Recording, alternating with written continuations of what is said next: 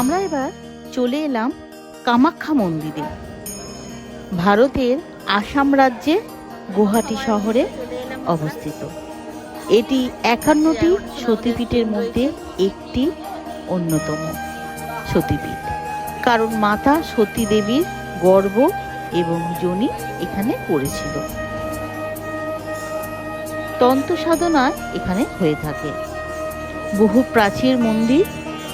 এখানে এলে মায়ের মন্দিরে মাথা না ঠুকে যাওয়াটা যেন মনে হয় ঘোরাটাই আমাদের অসম্পূর্ণ রয়ে গেল। আমরা এসেছিলাম কামাখ্যা মন্দিরে, কিন্তু মন্দির বন্ধ হয়ে গিয়েছিল।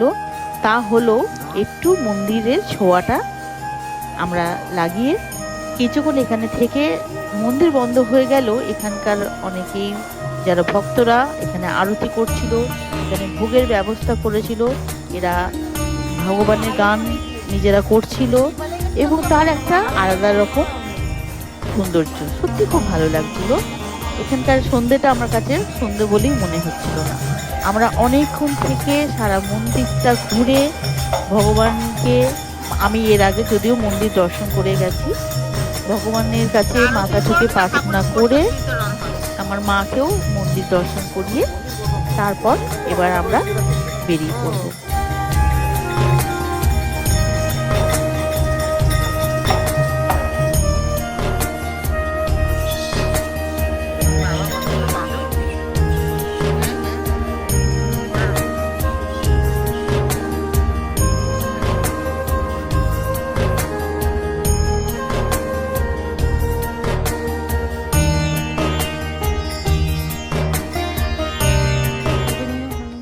তোমাদের একটা কথা বলে দিই, মেঘালয়তে এলে পরে শিলংটা তো তোমরা যদি যখন আসবে, এখানে কিন্তু 7টা থেকে 8টার মধ্যে দোকানপাট সব বন্ধ হয়ে যায়।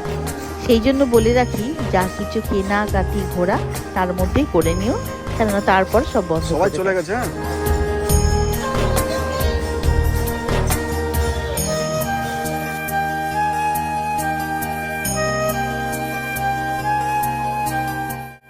আজ আমাদের মেঘালয় ট্যুরের লাস্ট নাইট। মা ঝিংলেশ্বরী রেস্টুরেন্টে খেয়ে আমরা বেরিয়ে পড়ব। কিছু করার নেই, আমাদের রাত 11টার সময় ট্রেন রয়েছে, সেই কারণে হালকা একটু খেয়ে আমরা ট্রেনে উঠে পড়ব। বাবাই শিলং।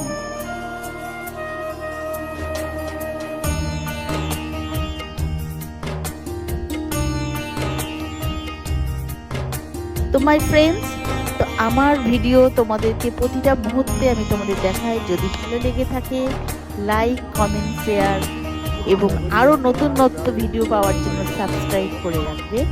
তো